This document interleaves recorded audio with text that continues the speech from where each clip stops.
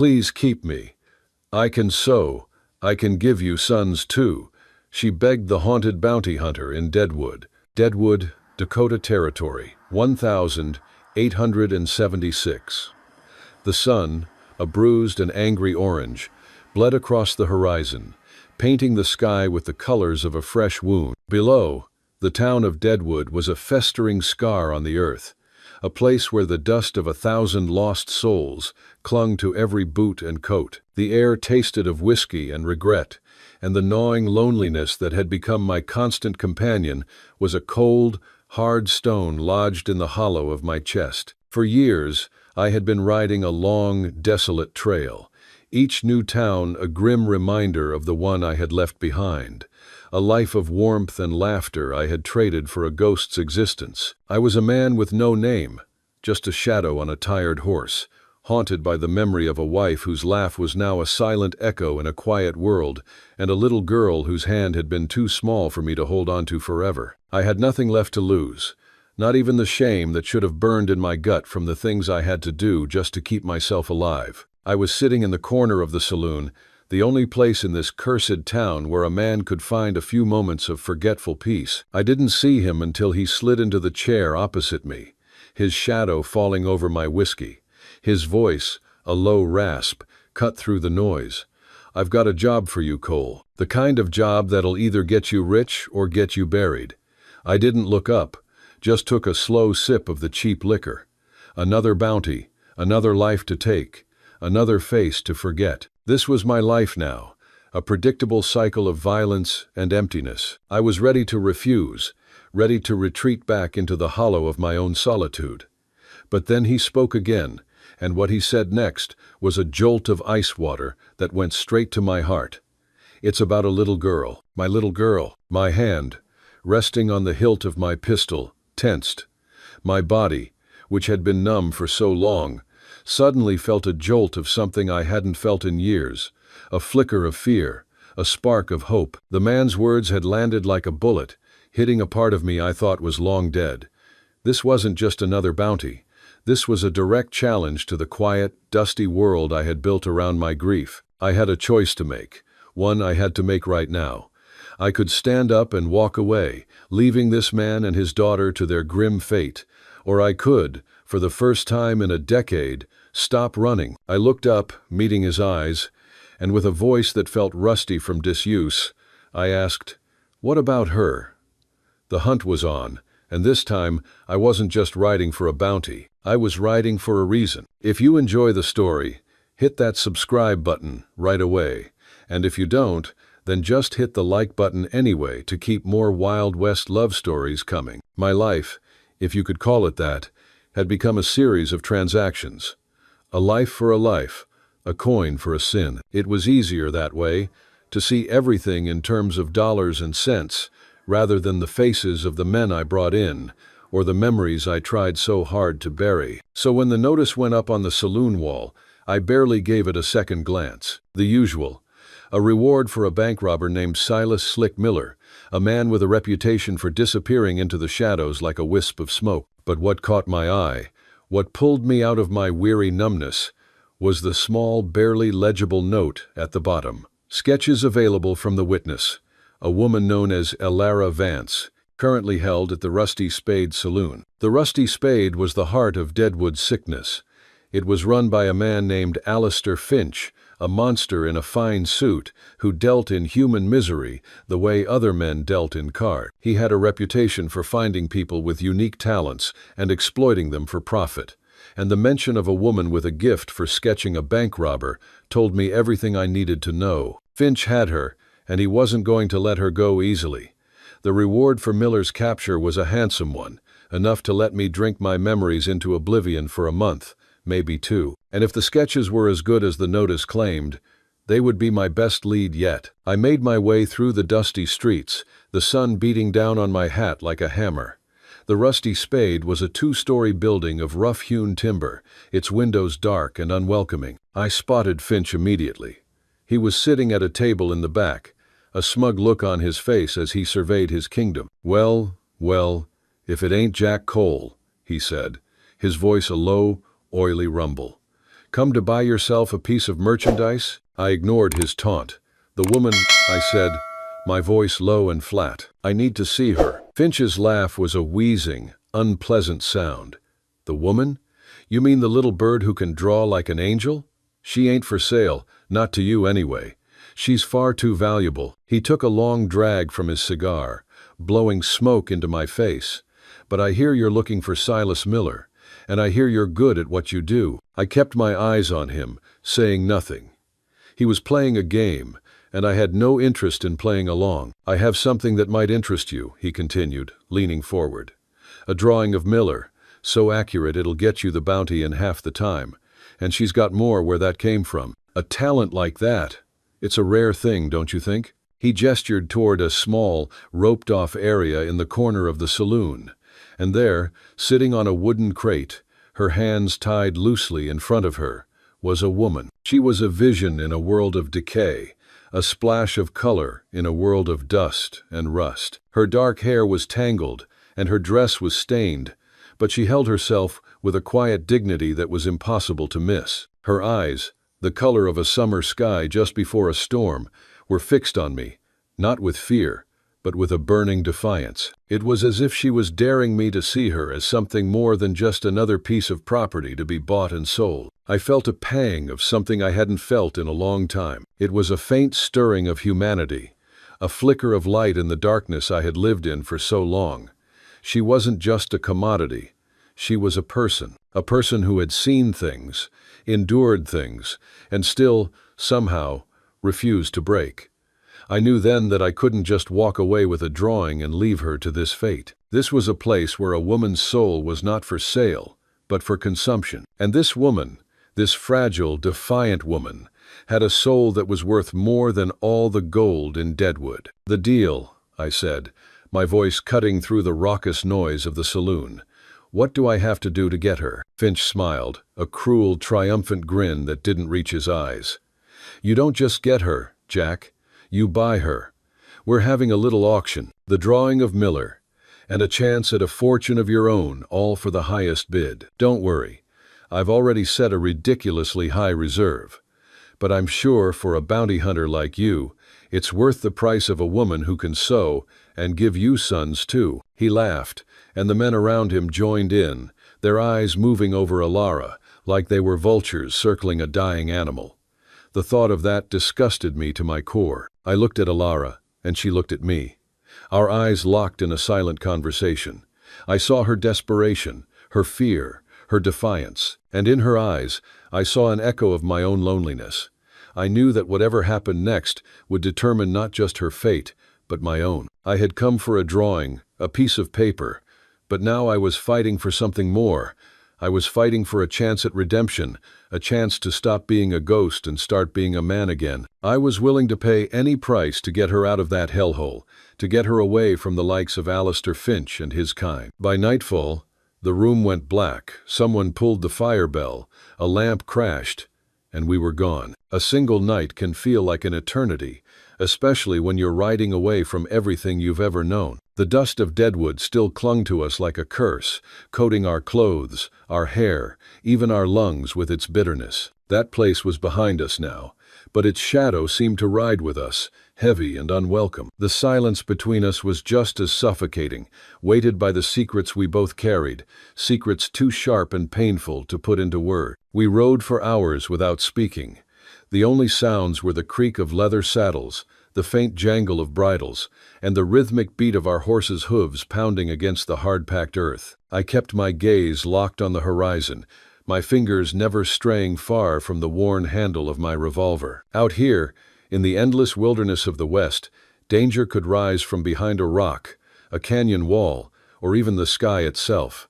But I wasn't worried about the land. My concern was men. Finch's men. Finch was not the kind of man who let go of what he thought belonged to him. He saw Alara as merchandise, a rare jewel worth more than any gold nugget pulled from the Black Hills. To him, she wasn't a woman with a voice, with dreams, with a life of her own. She was property, and he was the kind of man who would burn the whole prairie down just to get her back. Alara rode beside me, her posture straight and proud despite the exhaustion weighing on her, Her presence was like a quiet flame in the night, steady but fragile. She was a woman of cities and art, someone whose hands had been made for brushes and canvas, not reins and pistols. The brutal, unforgiving expanse of the frontier had no mercy for people like her. Yet there she was, matching my pace, her chin lifted as if defying the very land itself. I found myself wondering what she thought of me. Did she see me as her savior, the man who had bought her freedom at the auction block? Or did she see me as just another captor, one who had simply traded gold instead of chains? I tried to tell myself it didn't matter, that our connection was nothing more than circumstance, that this was a business arrangement, a means to an end. But every time I looked at her, every time I saw the mix of fear and determination in her eyes, the lie weighed heavier on my soul. "He will send men after us," she said at last, her voice breaking the silence. It was soft, almost a whisper, but steady, carrying no illusions.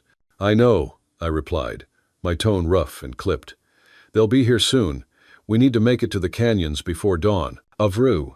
I had been a cavalry scout for years before I became a bounty hunter, and the land was an old acquaintance of mine. The canyons, with their twisted passages of rock and shadow, were the perfect refuge.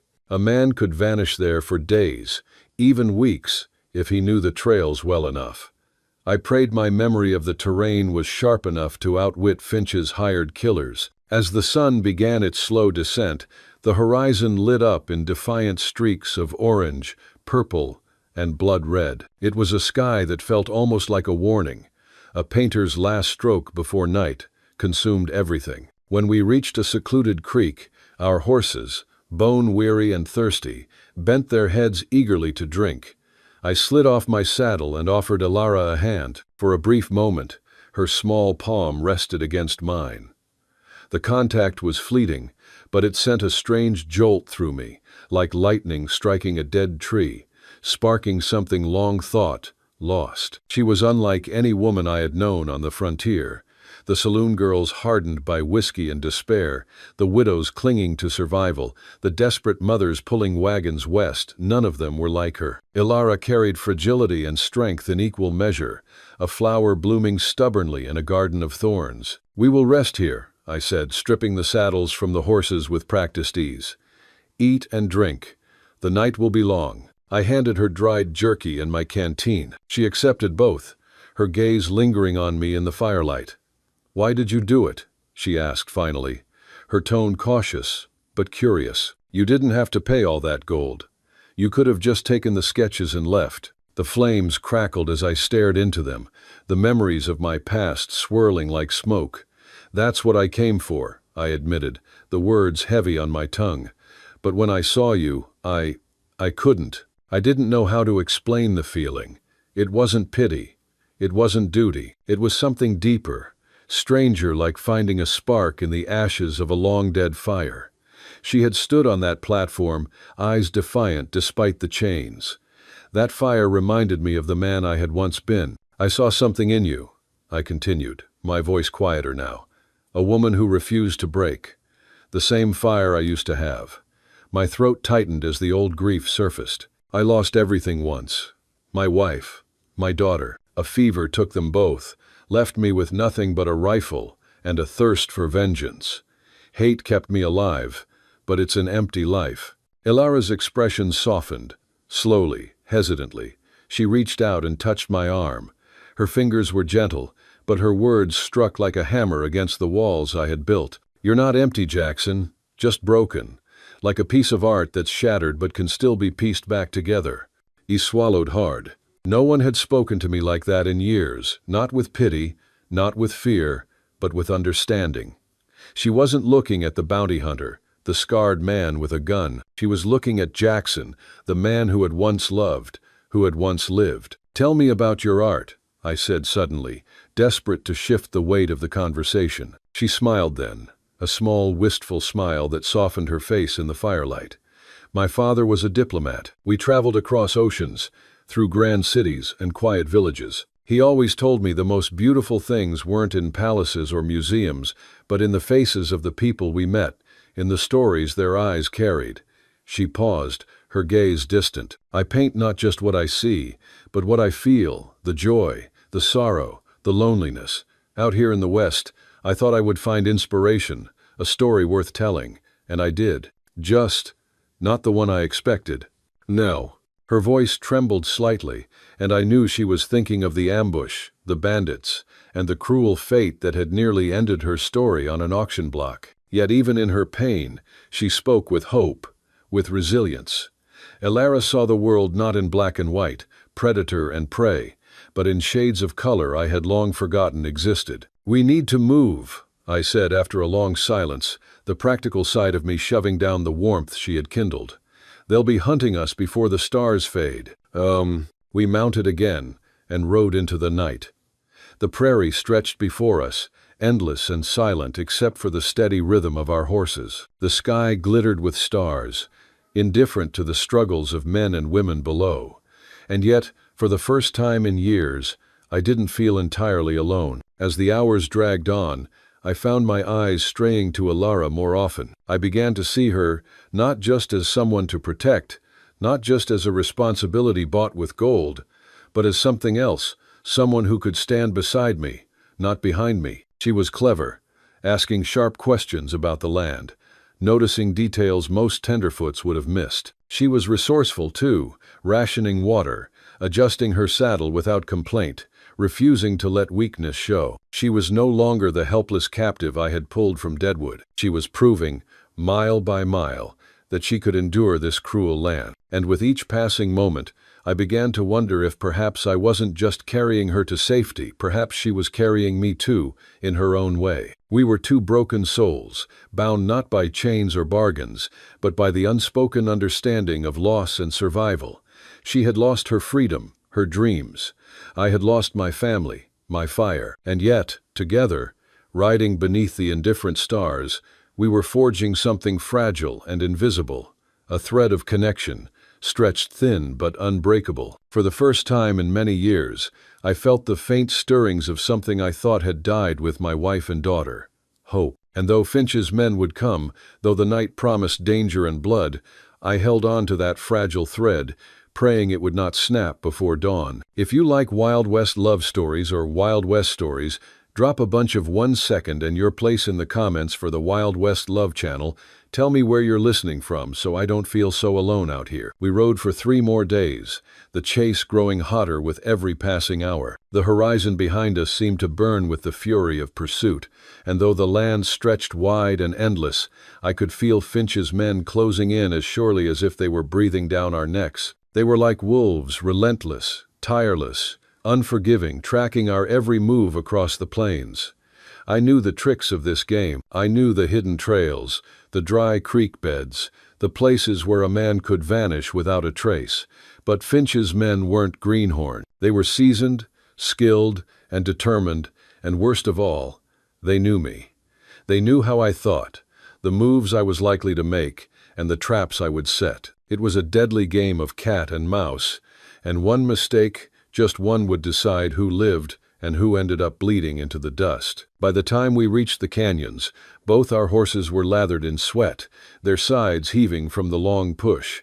The place rose before us like some ancient fortress carved by gods and forgotten by time. Wind and water had spent 1,000 years shaping those walls of stone, twisting them into a labyrinth of shadows and echoes. The air there was cooler, touched by the whisper of hidden springs, and the sound of our horses' hooves echoed back at us like ghosts of old cavalry patrols. I led us deep into that maze, past narrow passages where the rock walls pressed so close we had to ride single file, past a hidden waterfall spilling into a pool clear as glass. The sound of rushing water was soothing after so many days of pursuit, and I watched Elara's face as she drank it in.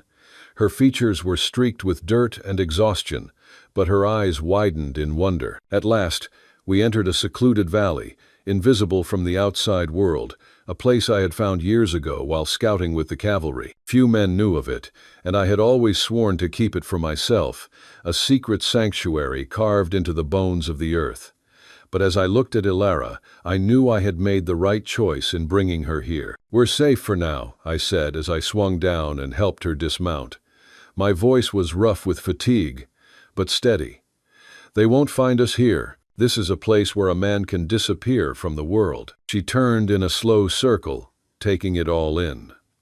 The canyon walls rose high overhead, sealing us in a natural fortress. The sky was a thin strip of blue above, and the waterfall's song filled the valley with a gentle rhythm. "It's beautiful," she breathed, her voice tinged with awe. "It feels like another world entirely." For the first time in days, some of the tension in her shoulders eased. We made camp near the pool, the firelight reflecting on the stone walls like flickering spirits. Over the next few days, we lived in a fragile sort of peace. I hunted mule deer and rabbits, bringing back meat for us both, while Ilara surprised me in ways I hadn't expected. She had an artist's eyes, sharp and observant, and that gift translated to survival in the wild. She spotted edible roots and berries before I did, pointed out trails of game I had missed, and even knew which herbs to use for cooking and for treating scratches and sores. Her delicate hands, which I had once thought belonged only to paintbrushes and parchment, proved capable and steady as she tended the fire, dressed game, and patched the wear in our saddlebags. She adapted quickly, as though some hidden strength had been waiting all along to rise in her. Watching her move about the camp, I felt a strange mixture of pride and unease. She belonged to no man's chains, not Finch's, not mine. She was proving, day by day, that she could stand on her own against this unforgiving land. But deep down, I knew the peace couldn't last.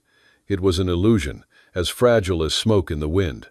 One morning, as dawn broke across the canyon rim, I climbed the rocks to scout. The valley was quiet, the sky painted in pale streaks of gold. For a moment, I allowed myself to hope, but then I saw them.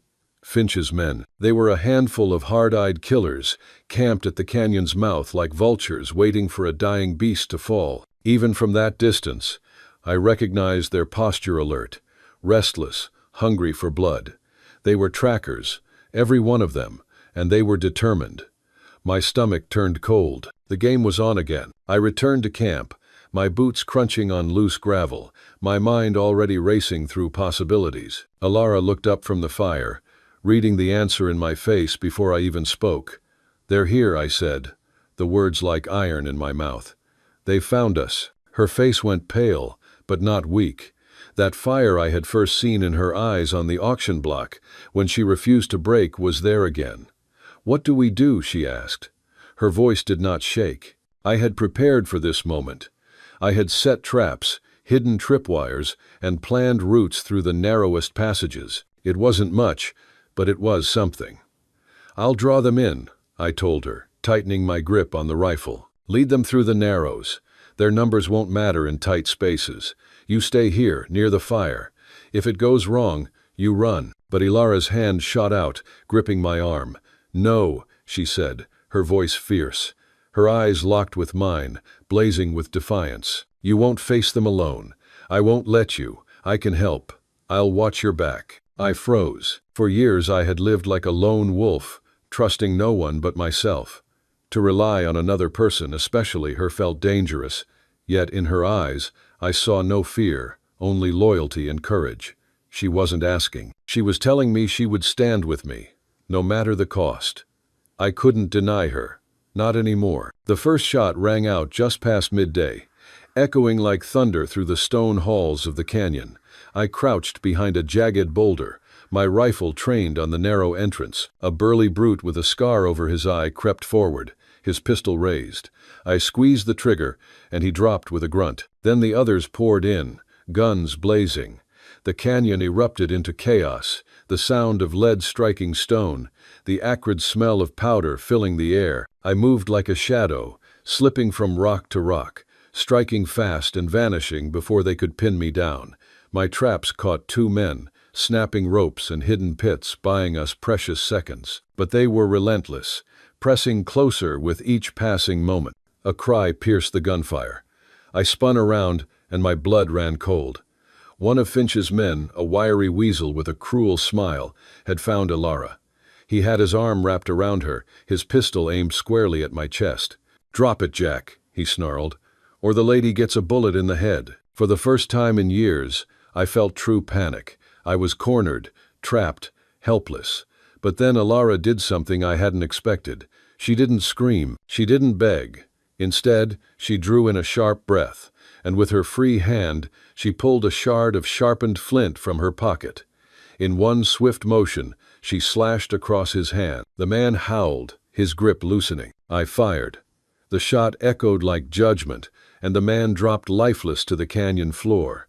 Alara stumbled free, her hands shaking, her face pale but resolute. She ran to my side just as the last of the gunfire faded into silence. I looked down and realized blood was streaming down my own arm, torn open by a grazing bullet. The pain burned hot, but Alara's face was steady as she tore a strip from her dress and bound the wound with firm, practiced hand. "You saved my life," I rasped, stunned not just by her courage, but by her strength.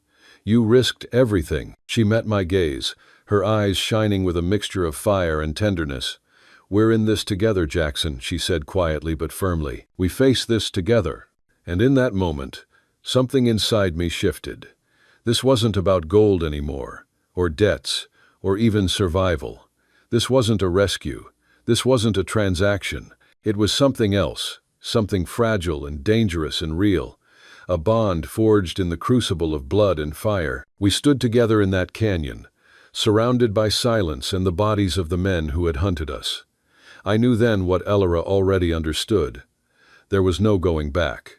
Not to Deadwood, not to the lives we had left behind.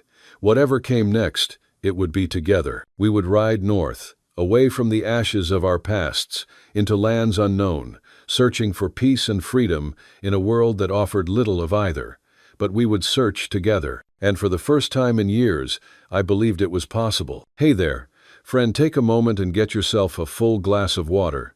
It's easy to forget, but staying hydrated is crucial for your health. Also, if you've been sitting for a while, do a quick lap around the room and give your eyes a break from the screen. Your body will thank you. The canyons, once a sanctuary, now felt more like a prison. Their high stone walls, which had sheltered us from the eyes of Finch's men, now loomed above with an oppressive weight. The bounty hunters were gone for now. Their bodies, the echoes of gunfire, and the smell of blood had been swallowed by the desert wind. But we both knew it was only a matter of time before more came. Finch would never let go. He would keep sending men until one of them returned with Alara or with my head. We couldn't stay. We had to move, and we had to move fast. Our destination, the unforgiving north. Beyond the prairies and hills, lay a land of snow and mountains, where winter carved the earth into an endless maze of white. Few men dared to settle there. It was harsh, merciless, and deadly. But it was also empty, and in its emptiness, there was safety. I knew the journey would test us in ways we could hardly imagine: blizzards, starvation, treacherous trails, but it was our only chance. So, we rode.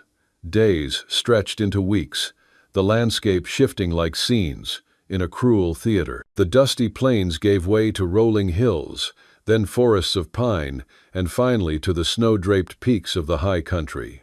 The air grew colder with every mile, biting at our lungs, turning our breath into clouds of frost. At night, the stars burned brighter against the black sky, sharp and pitiless as a hunter's blade.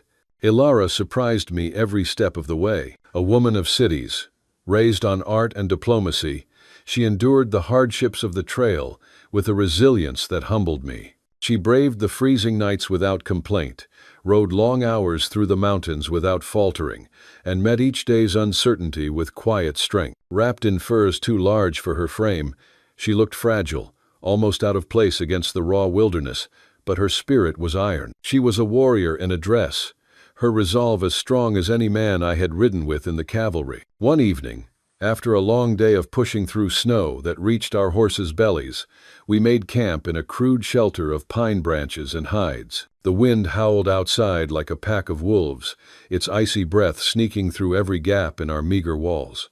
We huddled close beside the fire, the flames barely strong enough to hold back the cold. It was then, in that fragile bubble of warmth against the frozen night, that I found myself speaking of my past.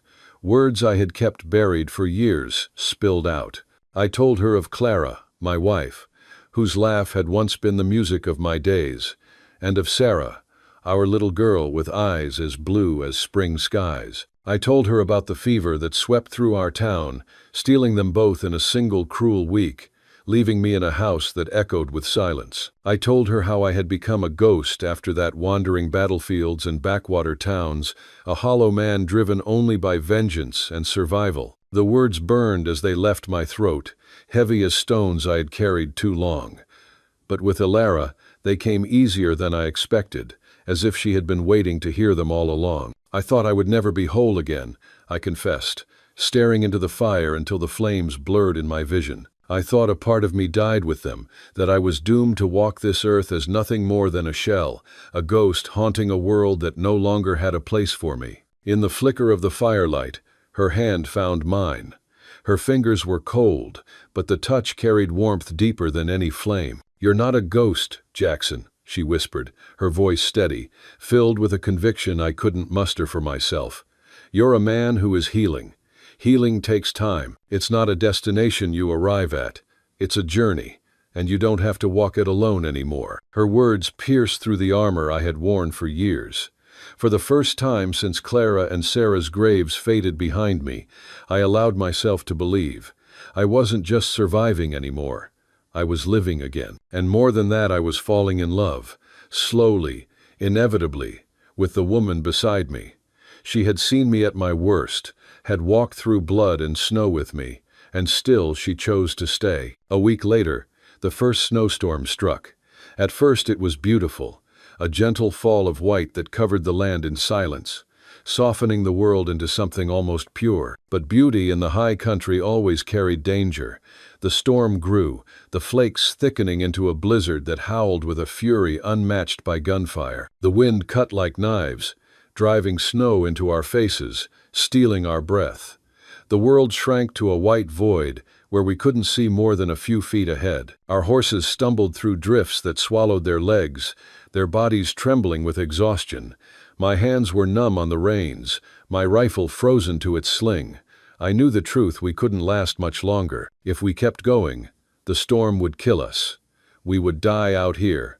Two broken souls turned into statues of ice. "Ilara!" I shouted over the wind, my voice raw. Her cry came back, faint but fierce. "Jackson!" She was pointing, her arm trembling with the effort. Through the swirling snow, I saw it, a dark shadow against the mountainside. A cave. We staggered toward it, every step a battle. By the time we stumbled inside, collapsing onto the frozen stone floor, my body was numb, my breath shallow. The storm raged outside, a furious monster clawing at the mouth of the cave. But inside we had shelter. Ilara managed to get a fire going, her hands shaking but steady enough to spark life into dry twigs I had carried in a pouch. Flames leapt up, pushing back the cold. We sat pressed together, wrapped in blankets and furs, feeding the fire with every scrap of wood we could gather. In that flickering light, I saw her face, pale, lips cracked, hair tangled from days of wind and snow. And yet, her eyes shone with a light that banished the darkness. She smiled, a trembling but triumphant smile, and a tear slipped down her cheek. "We made it," she whispered. Her voice carried both relief and wonder.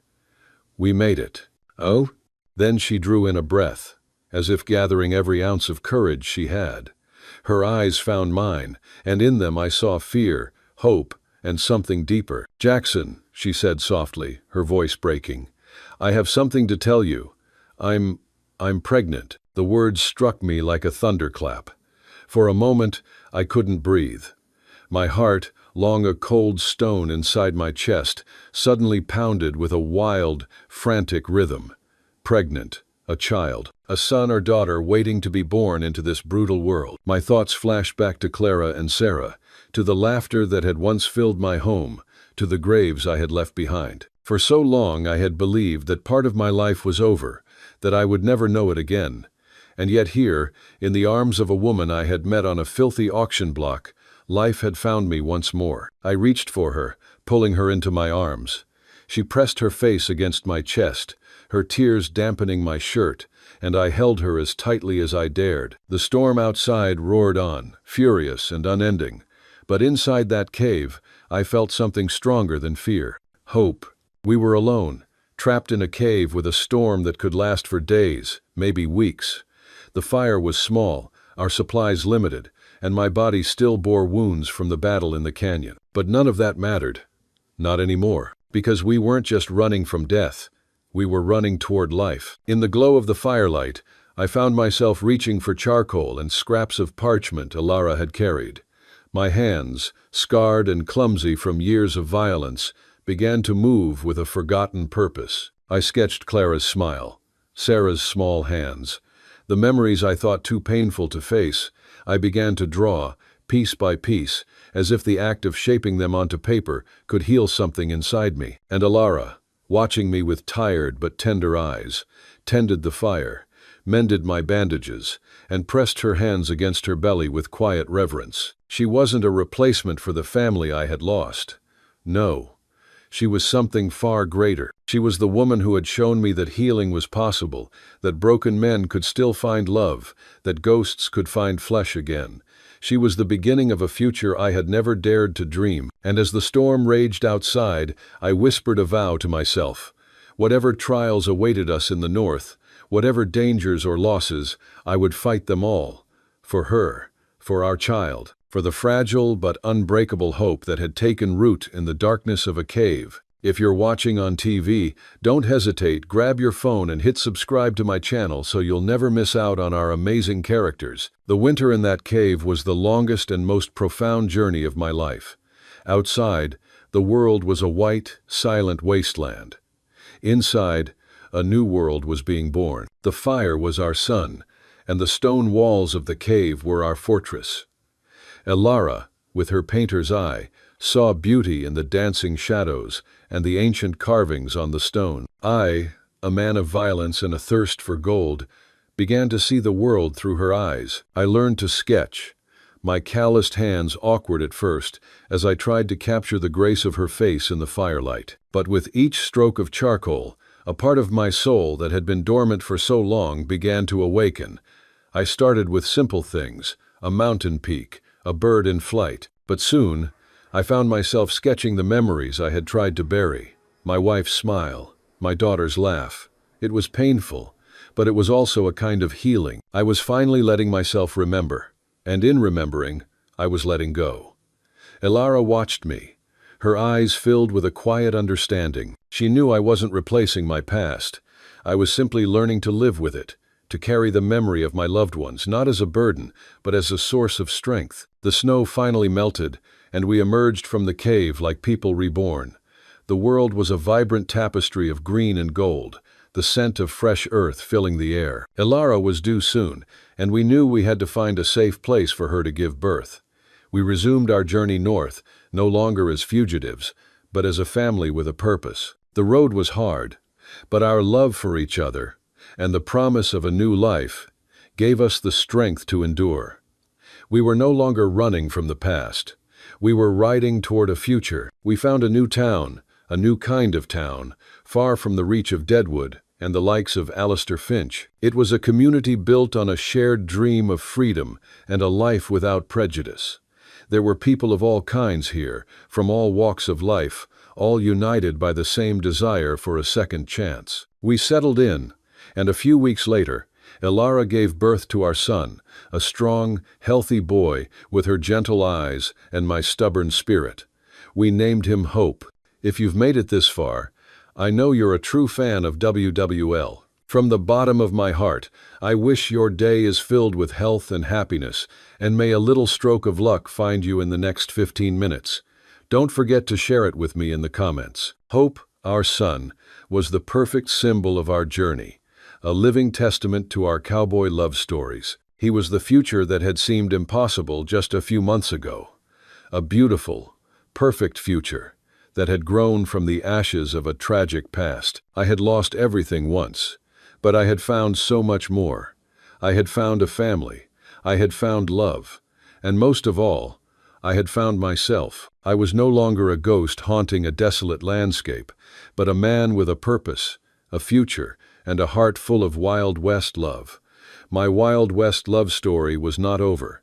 It was just beginning. It was not a grand tale of fame and fortune, but a quiet cowboy love story of two lost souls who found each other in the vast, unforgiving wilderness of the American West. Today's story is about pains that seemed to have no way out until a small ray of light changed everything. Do you believe that, even in the darkest times, there's always a miracle waiting at the end of the road? And if deep down you still believe that God is watching over you, quietly arranging everything, then right now, leave a comment, AMEN, below this video.